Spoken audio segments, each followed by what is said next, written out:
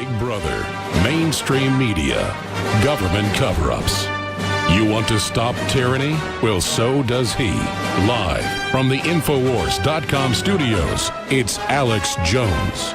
Red Pill Black, ladies and gentlemen, is the YouTube site for now. They're trying to ban her. Candace Owens is here. We have another super YouTube star joining us coming up in the next segment because I want to celebrate Cole McCafferty and others who the establishment is demonizing, because this is the future. The people now have a voice. The people now all have their own TV network.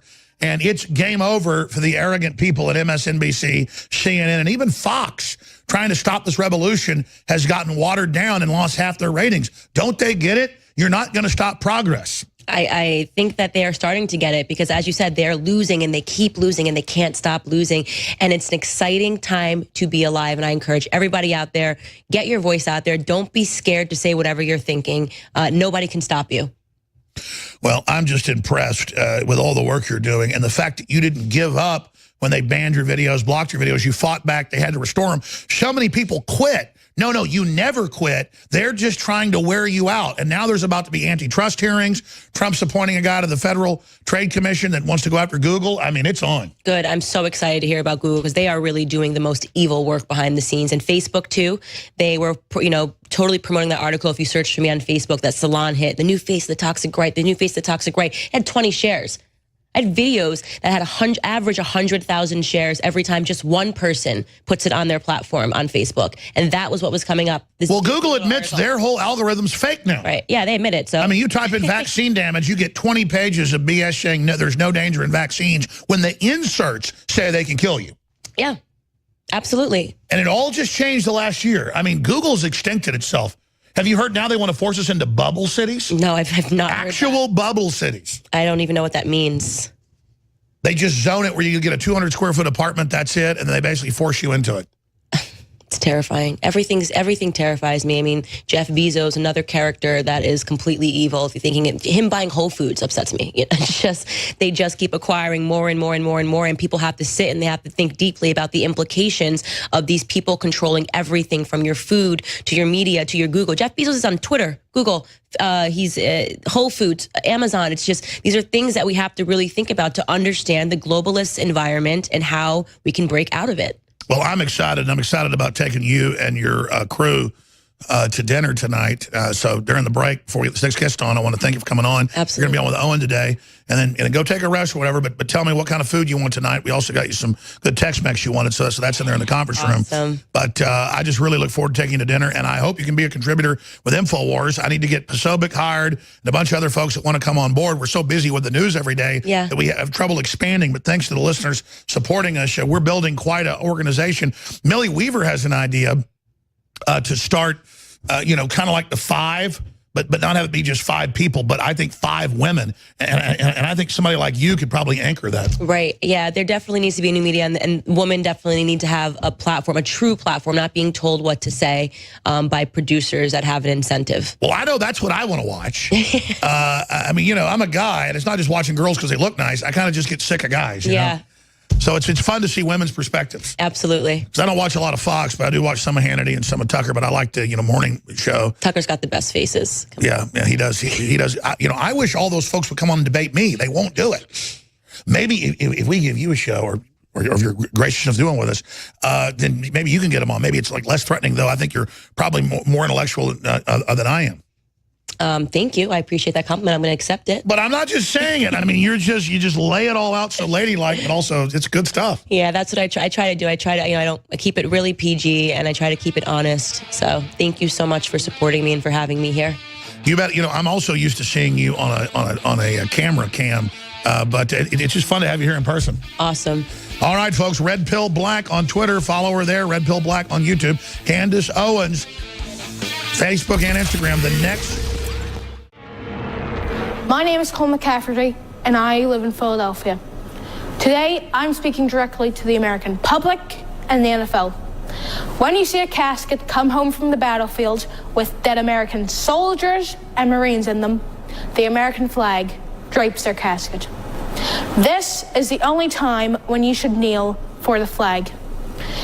The soldiers who have gone and fought and died for this flag have shown their conviction by giving their life. NFL players say they kneel before our flag to show their conviction. NFL players, I present this challenge to you. If and when the rules are changed and you're required to stand for this flag, show the same conviction that our soldiers have shown and paid the ultimate sacrifice for. Quit. Otherwise, you lack the conviction of the American people who protect this flag and defend all that it stands for. Let's see if you'll give up those millions. My name is Cole McCafferty, and I'm a 12-year-old boy, and I understand national pride. Why don't you? And that's Cole McCafferty. He's been out there for 2+ years since Trump first announced he was the first young person at age 10 to come out in support of the president. And he's loved all over the world, except by fake news media here in the United States that's demonized him. His latest video on the NFL has 7 million views on one platform alone. He's from Philadelphia. Cole first made waves in May of 2015 at age 10 when he was the first child in the U.S. to endorse then candidate Trump. The media has described him as President Trump's most voracious supporter. Cole has been interviewed and written up by basically every publication out there. And you can find him at Facebook at For Cole's Future, Twitter, For Cole's Future, YouTube, For Cole's Future, and Instagram at For Cole's Future. And he is the MichaelStrangeFoundation.org. Cole just spoke at Extortion 17 and was awarded Young Patriot Award. And Cole, thank you so much for joining us here, because more and more I want to just celebrate the new wave of resistance to the globalist. But I love the fact when CNN viciously attacked you 2 years ago, it made you only fight harder. You didn't go away with your tail between your legs. You realized you were over the target getting the flack. And now I'm telling you, you're an example to everybody out there. You're an example to my son, who's been on air since he was about 12, and just for the amazing success you've had. Oh, thank you, Mr. Jones. First off, thank you for having me on your show today. It is an honor to be here. I'm wearing a Extortion 17 shirt in honor of the Michael Strange Foundation. I'm involved with Mr. Charlie Strange, and I was just awarded the Young Patriot Award. By the way, I saw your interview with Megyn Kelly. You got her good. You got her good. She thought she was going to make a fool of you, but you turned it around, and you proved her to be a liar. That was a very smart thing you did, setting up your own video recording equipment. Well, let me ask you this. Well, I knew as soon as she was lying to me and saying that, that I turned her on and stuff, that she was trying to set me up. I wasn't stupid. And a lot of folks say, oh, but wasn't she hot? I didn't find her to be attractive. I mean, she just was like a robot or a mummy. But let's go back to when you first went public for Trump and nobody else was, and the media was billing it as a joke. Why did you do that, Cole? Why did I do that? Yes, sir. Well, I first read Donald Trump's 2 books, The Art of the Deal and The Art of the Comeback. And I learned from those 2 books that this man was $1 billion in the red. And our country is $20 trillion in debt. And I thought this is what our nation needs. A cutting-edge business sense to get us out of this $1 trillion debt, which will come back to haunt us. But I learned from my father, he takes great inspiration from Donald Trump, that he is a hard-working businessman. He will follow something through to the end, and that's what our country needs. We need politicians that are real, that are going to get things done, and will see it through to the very end. Obama said he would get troops out of Iraq. They're still there.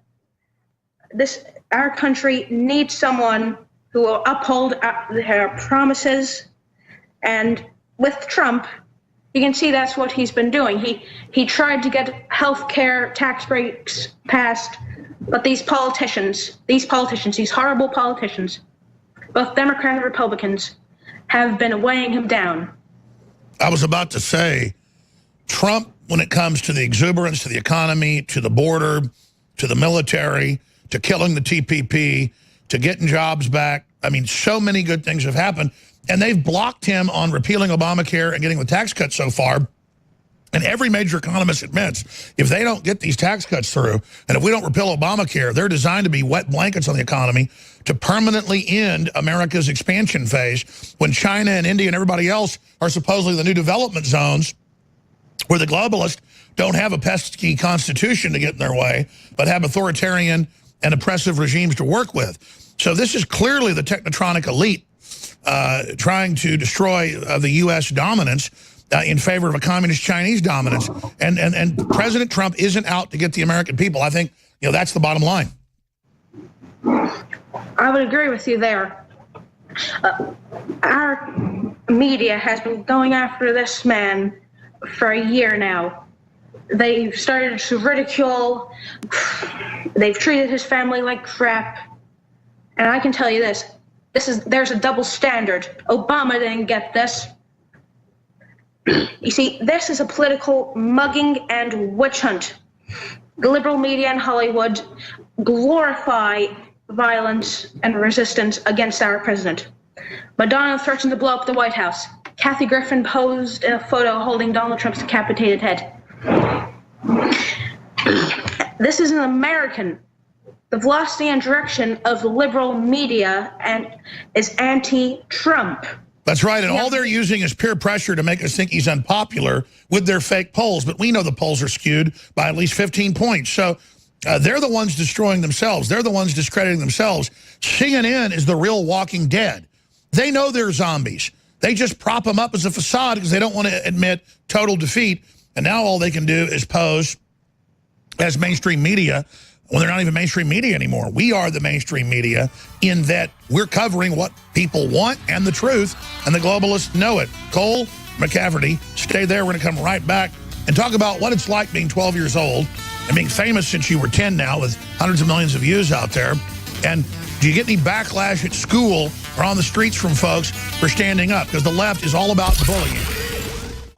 Cole McCafferty is our guest. He's been in the political spotlight since he was 10 years old. We're going to be going back to Cole here in just a moment to talk about his experiences on the streets since then and in school. But first, I told you this was happening a month ago, and now it's confirmed. Elites moving to sacrifice Clintons, just like Weinstein. They realize they failed. The old blue bloods are getting ready to flush Pelosi, the Clintons, and, of course, Maxine Waters, because they realize it's destroying them. But there's a civil war. They're hanging on, just like the Republican leadership's hanging on. So the separation of powers, not just in the legislative, executive, judicial, but the separation of powers within parties is keeping them from setting up their authoritarian dictatorship. Our founders knew what they were doing. They tied down the power of the state and of strong men and women. I don't mean that in strong in a good way, like the king rat, thugs. Big article by Kit Daniels on newswars.com and prisonplanet.com. Really, really important. This happened just a few hours ago. Security breach at the Capitol. We had Trump there visiting with Mitch McConnell, and a guy threw 5 or 6 little 2x3 Russian flags screaming, treason, treason, Russia, when there's nothing except his son investigating Hillary for uranium-1 with a Democrat-connected lawyer they sent. That's what they've got. And $100,000 in Facebook ads. When you've got Hillary with almost $3 billion, $1.5 billion she got herself, another $1 billion on top of it from PACs. You've got all the media, Hollywood, Silicon Valley, foreign governments, the Vatican, the EU, the communist Chinese, all against Trump. And then they claim that, the Russians came and ganged up and stole the election, when Hillary stole at least 5 states, tried to steal another 6. And, of course, Trump was right about millions of illegals. It wasn't 3.3. It was 5.6. That's all come out. Harvard confirmed it. So, again, now they're being exposed as the ones with the Russian connections. Mueller being on the payroll of the Russians, 6 companies giving uranium deliveries on the tarmac. And I'm not saying the Russians are even bad. That's what foreign intelligence agencies do. Russia isn't in our business 1/20th like China. But here's the ridiculous clip of another, theater person, the theater, Russia, treason. This is what they do to me. When I go to downtown Austin to eat dinner, or downtown San Francisco, or anywhere else, or downtown Seattle, Russia, F you, Russia. This is all they've got. So here's the audio and video. Treason! Trump is treason! Trump is treason! Why are you talking about tax cuts when you should be talking about treason? Sir. Why is Congress talking about tax cuts when they should be talking about treason? This president That's right. with agents of the Russian government. That's right. Agents of the government? Not about tax cuts. Why is late from American state actions? Why is late from American state actions? Yeah, because you really don't want to cut those taxes for the slaves. Because if they get their own money and have their own future, then you can't have your thumb on them. Under my thumb. Can we pull up Rolling Stones Under My Thumb and maybe a minute before go out with that? Listen, Cole, you're doing a great job. We appreciate you. Talk about your personal experiences and what you've gone through, kind of sharing in some of the grief, some of the targeting that Trump's gone through. Has that made you stronger or has that made you weaker? Well, I was at his rally in Bristol, front row, and I saw protesters, there must have been 100 of them, outside waiting in the parking lot, and they were screaming and throwing, rocks at some of the people leaving the arena, and that was a scary time. That was when I first encountered anti-Trump people.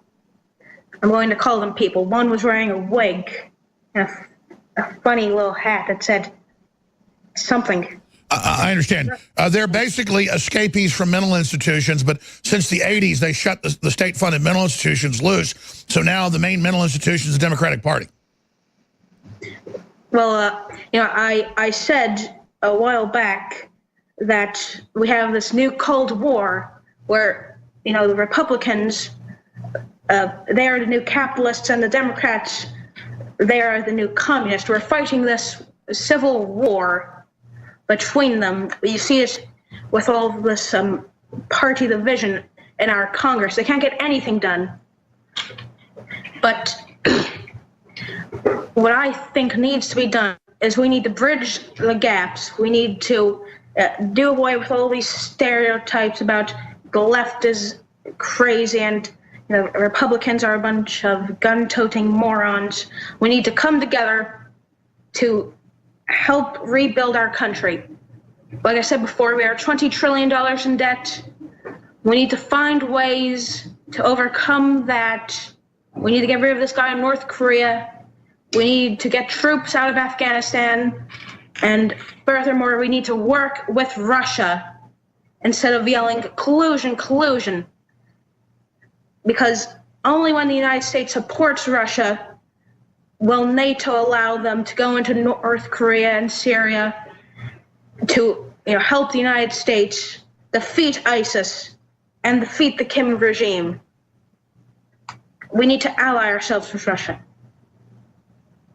Well, my friend, I appreciate your work and I appreciate your courage. Just in closing, has anybody been mean to you in school? Because most of the feedback I get, 20-to-1 is positive, including, you think of classic liberals, they've really woken up. This revolution against globalism is all over the world. It's incontrovertible. We're winning everywhere, but you do have to go through some ridicule by the mental patients. Have you gone through any of that in school? What?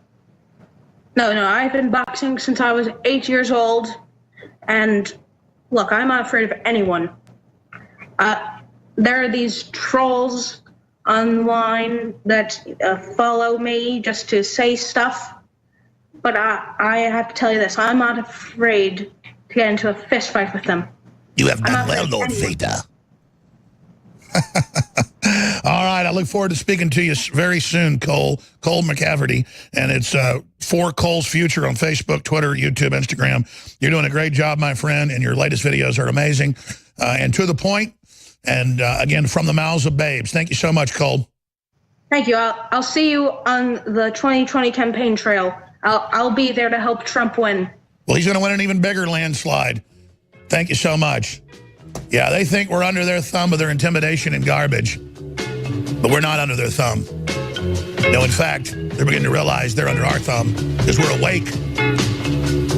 Under my thumb, the girl who once had me down. Under my thumb, the girl who once pushed. The reason we're playing that music is E. Howard Hunt is admittedly the guy they based the Ethan Hunt character on Mission Impossible on, and had a famous career as a government sniper in the OSS and the CIA, and was a bench warmer, basically a backup team running a large part of the Kennedy assassination in Dealey Plaza in 1963. He'd been photographed there. He'd been arrested there in the railway car with the weapons, but the police were in on it and dropped it, and we can show you all that. The big thing is he ended up doing a deathbed confession on audio and then on video to his son, St. John Hunt. And we've put all those videos out with the late Jim Mars and St. John Hunt online. St. John Hunt's also a best-selling author. He most recently wrote two books with Roger Stone, getting into the Bush crime family, and then also the Clinton crime family and the war on women. Both those books available at InfoWarsStore.com. stjohnhunt.net, where you'll find all of his books. Now, obviously, 91% of people in Gallup polls believe the government killed Kennedy. The congressional report said there was more than one shooter. You never hear about that report, though, even though it was more in-depth than the Warren Commission. The reason Mr. Hunt's joining us is very soon he's talking about releasing his father's diary that's even more powerful, going back to the time of the Kennedy assassination. And, of course, he was also one of the top plumbers for, I mean, what didn't E. Howard Hunt be involved in. He always believed it was for the country. But the point is that stjohnhunt.net has it all right there. And he's going to break it down for us in this segment, the next, and a little bit the next hour. And then Roger Stone's going to be hosting the fourth hour from New York, where we have a crew there. I was going to go to New York to meet with some big Republican bigwigs, but I just, I have a lot of work going on here, so I didn't go. But Roger did go. There may be some big interviews coming out of that, but I'm going to leave it at that. Because Roger's a capable reporter for InfoWars. He can do it. I can send him to do a man's job. But again, St. John Hunt joins us. Great to have you back on, my friend. It seems just like yesterday we shot those documentaries we put online for the public for free. But that was like 6-7 years ago now. So good to see your face, my friend. It's good. Yeah, it has been quite a while, but it doesn't really feel like too long. I remember. Yeah, you've been on with us before, obviously, since then. We may have to go to telephone with you because the video's fine, but my audio is having issues here. So in about 10 seconds, if it keeps doing it, we're going to go to phone, but that's no big deal. That just builds the suspense. What do you make of the big announcement that we broke last week that we're looking to see the president, of course it was confirmed Saturday morning by the president, release the 3,000-plus pages of the secret CIA files? Well, no one can be happier about that than myself. As you know, according to the documents themselves, they have around 400 pages of documents concerning my father, E. Howard Hunt, and there's nobody on this planet that would like to know more about what's in those pages than myself. I think there's going to be a lot of good information for JFK researchers. I think that some of that information is going to lead us to, the reason that my mother was killed, as she was threatening to blackmail the White House during the Watergate days, and flew to Chicago with Michelle Clark, who was a CBS reporter, and was planning to have a press conference in the next day or two where she was going to, in her own words, blow the White House out of the water. Now, also, there's going to be a lot of incendiary stuff, I think, in those pages because Deep Throat himself, quoted by Bob Woodward in his book, said that the contents of the files were political dynamite. And that was also quoted by Holloman in his book. James McCord, one of the Watergate burglars, said that Dorothy Hunt, my mother, told him that she had evidence she was taken to Chicago that would blow the White House out of the water. So, and then, of course, the plane, for those that don't know, coming into Midway Airport there in Chicago blew up. That's correct, yes. There was more than suspicious situations going on with that plane landing or crashing, as I should say. Now, was your mother just an agent of one helping your father, or was she ever in the CIA? My mother was a contract agent for the CIA, but prior to that, she was working in OSS in Geneva, Switzerland, under who was the I can't remember his name. Anyways, he was a CIA chief before Dick Helms, and so she had a long history of intelligence work, and she was semi-retired at the time of Watergate. But throughout our family life, she had always provided my father with information because she worked at embassies. And if there was something that needed to be photographed and sent to the CIA from that embassy surreptitiously, then she would be the one to do it. And, of course, you tell the story in one of your books about your dad in, like, machines inside of a bag, tearing it up, throwing it in the pond. I mean, just all sorts of stuff. Yeah, there was, matter of fact, part of these files will show some of the pieces that were stolen from my father's safe the day after the Watergate burglars were arrested. John Dean had my father's personal and secret safe broken into and the contents removed, some of which were destroyed by then acting FBI chief L. Patrick Gray.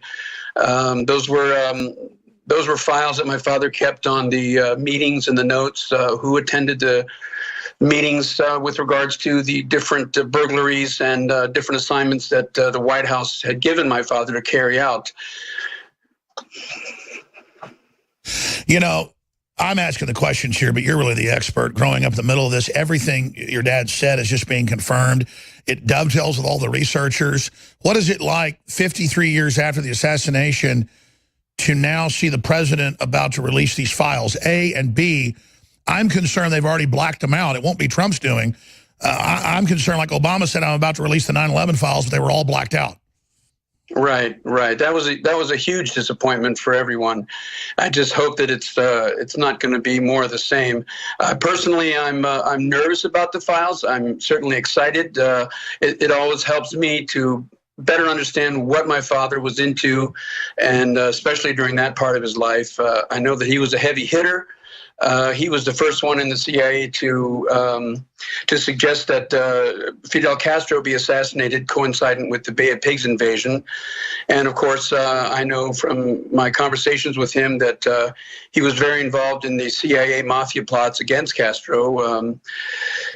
He was just a man all over the place. You know, he was part of the Bay of Pigs invasion, successful Guatemala coup invasion. So he was a very serious person in the CIA. Nixon, in fact, knew my father, if it was only lightly, because they'd met prior to the 70s in Montevideo, Uruguay, when Nixon was vice president, went on a goodwill tour. My father walked over to his table in the luncheon room and complimented Nixon on his various doings as a politician, and Nixon asked him to sit down, and they spent about 2 hours together. So Nixon kept an eye on my father throughout my father's career, getting higher and higher in the layers of CIA. And when Nixon wanted to put together a special investigation group for the White House, my father was the first one that came to his mind. He said, "Howard Hunt, we need to get Howard Hunt." Now, later on the same tapes, you know, the famous smoking gun tapes, where Nixon is ordering the payment of $1 million to my father to keep his silence. That ties into your mother's aircraft being blown up. Just briefly, as we go to break here, and we'll come back with more on the documents. When did you discover, because it's now admitted that your dad was the model of the Mission Impossible, Ethan Hunt? That was just a funny little story. My father told me that, and I thought, you know, that's, he told me one time down in Miami that they had used Ethan Hunt, and I thought that was very respectful of them. So I think that's great.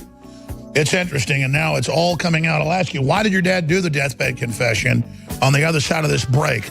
We'll be right back with St. John Hunt. I'm Alex Jones. All right, folks, Alex Jones here, broadcasting worldwide. I am your host. I want to ask St. John Hunt, whose father clearly was one of the main leaders of the operation to kill Kennedy. and that according to his own deathbed confession as well. I want to ask him, why did his father support being part of that operation? Because I know from reading his book and also interviewing him and seeing the confession that his father thought it was the right thing to do. Why did a large faction of the deep state decide to kill John F. Kennedy in 1963 in Dallas? And is Texas the reason the president's dead? Because I know they got cold feet in Chicago and in Miami. Why did Texas get the job done? Well, I think it's more than evident that JFK was pursuing a line of politics and engagement with the communism that was not appreciated by the military-industrial complex. In other words, Kennedy felt that negotiation and appeasement would win the world rather than showing strength and using the military. He had definite ideas on ending the war in Vietnam, for one, which ran directly against what the military-industrial complex had in mind. And they felt that he was a danger to this country in those terms, that this was not the time to show weakness to the communists. This was a time to show strength. And, you know, there was a strong movement that LBJ was very much in favor of to remove Kennedy. Johnson had his own particular reasons. He knew that he was going to be sacked as vice president in the upcoming elections and very well indicted for trial and arrest based on his many crimes during his rise. Exactly. He was a cornered rat. What about parallels today? Why do you think Trump's agreed to release these when the last few presidents blocked them? A, and B, now there's more of a war in the deep state. It's not as monolithic. I'm not saying Trump's a choir boy, but clearly the entrenched power structure doesn't like him. Give us your views on Trump and why he's releasing this and what you think of Trump. Well, I think Trump is releasing these because, first of all, he's a maverick. When you put him along next to our prior presidents, he's a man that's cut from his own cloth. He doesn't follow in the footsteps of anybody else, and I think that's one of the strongest reasons why he was elected. People didn't want more of the same. They didn't want Clinton's name in there. They didn't want a president that was just going to go along with the same old routine, the same old show. And that's one of his strongest attributes. And I think for him to release these files goes along directly with that. I think, as you said, Alex, prior presidents would have denied this, but Trump's not like them. He's not going to kowtow to anybody. He's going to do what he thinks is right. And thank God he thinks that this is an important enough issue, and it certainly is, let's get it done. Let's get it over with. Let's look into this and get it out in the open. If something bad is in there, then let's talk about it. Let's bring it out. And I like Trump for that. In the beginning, I wasn't a Trump man or anything, but I favor him because of his individualism. I think that what's been done to him by the mass media, by the news media, mainstream media, is just abhorrent. It's an embarrassment. They should be ashamed of themselves. And this, to me, proves he's the strongest president that we've ever had, because for someone to endure this amount of criticism and false accusations, lie after lie after lie, and still come out doing what he said he would do for the people, that man is worthy of anybody's vote.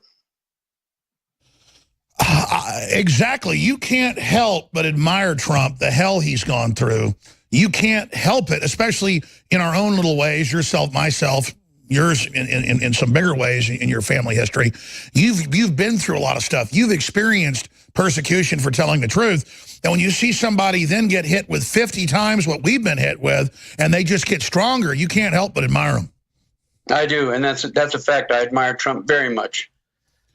I'm very grateful that he's going to release these. I hope there's still enough time where certain agencies can put up a fight. I think midnight tomorrow night is the deadline, isn't it, Alex? Yes, and he was talking about doing it on Friday. He said barring new information, but we know he's already met with Pompeo and they told him don't release it. I just hope that they're not nothing burgering us and that they don't like I said, black it all out. Right. Yeah, that would be a shame. It would, to me, it would show a huge weakness in Trump, and I don't think he's that kind of person. No, I agree, but a lot of these documents could have been blacked out 20 years ago. We don't know. That's true. I'm nervous about it. I'm very hopeful. I'm excited, but I also don't want to be too excited to be disappointed if they're less than what we'd hoped for. We just have to wait and see. Well, I've seen two things. You're right. The deadline's like Wednesday, but the news is saying Friday. Hey, guys, can you research that? The great research crew back there. Let's try to get a definitive number here in the next 5-10 minutes so we can tell the audience, because I've seen both, and that's something I haven't completely nailed down. But boy, I tell you, St. John, they had such egg on their face. I know you've been talking to Roger a lot. You co-authored books with him. Two of these great bestsellers that came out during the campaign that may have decided the campaign to a great extent. The Clintons' war on women and the Bush crime family that gets into all this. Just sitting back and watching this whole revolution unfold, the power structure is in so much trouble. Well, I wonder, Alex, if the power structure is really going to, I mean, how do we know once they release the documents, how do we know that those are the real original documents? I mean, they're capable of forging anything in any way, shape, or form, and backstopping it with facts and details and older files that will. That's their business. That's the CIA's business. That's what the FBI does. That's what the Department of Justice does. Is that they lie and they backstop it with their own made-up proof. So I would be astounded if there's anything in those files that is going to, in a word or so, name that the CIA was involved in the JFK assassination. I just don't think that will, that will ever come out. Well, we've got the bombshell file about George Bush and how the FBI director wants to talk to him involved, with the whole JFK situation. We have documents like that, but I agree with you. I think the deathbed confession of your father, both the audio, the video, and the letter, knowing who he was, knowing he got arrested that day in Dallas, is clearly him, knowing his whole background in overthrowing governments and assassinations, I mean, that is real credibility right there. That is real credibility. I think that has a lot to be said. First of all, I've been asked, well, why do you think your father told the truth? Or why don't you think he just made something up just for disinformation purposes, let's say? Well, the answer to that is that if my father wanted to make something up, he clearly would have used the Russians as the agency involved in the assassination of President Kennedy. He would not have named his own people because he loved the CIA. He was a lifetime CIA officer, 27 years in the clandestine services, and prior to that in OSS. So he would never have named CIA, his beloved CIA, as being involved in the death of Kennedy unless it were true. We're going to go to break, my friend, and come back and get some final comments from you on all this. And then Roger Stone is taking over from New York City. Amazing. Ladies and gentlemen, we're carrying both the books that he's co-authored with Roger Stone. If you haven't read them, they're real history. Plus, you should read them and then donate them to a local college, school, or library to educate others. Every little bit in the info war really is moving mountains together, all these little things together. Also, we have giant specials running at InfoWarsStore.com or InfoWarsLife.com. That are about to end. It will end today. Brain Force Plus, the great nootropic, super high quality. It's only $19.96. It's a great deal at $39, but it's 50% off. That's about to end. It's not even on the front page of the site anymore. You got to go find it because it's supposed to be gone today, but it's not. 50% off colloidal silver. Rarely do that. Never done this. 50% off Anthroplex for men and women. It's advertised for men, but it's just great for stamina, libido, energy. I certainly love it. It's like the dry form of the Super Male Vitality. Very strong. Winter Sun, high quality, organic. Vitamin D3, and it's available there, 50% off. And, of course, you don't get your vitamin D3 when you're not getting sun during the winter. That's why you should take it during the winter and fall and spring months. Winter Sun, highest rated out there by third-party sites. Very best vitamin D3 out there, InfoWarsLife.com. We'll be right back with St. John Hunt on the other side, InfoWarsLife.com. You are the resistance. You fund the info war. You made it all possible. Stay with us.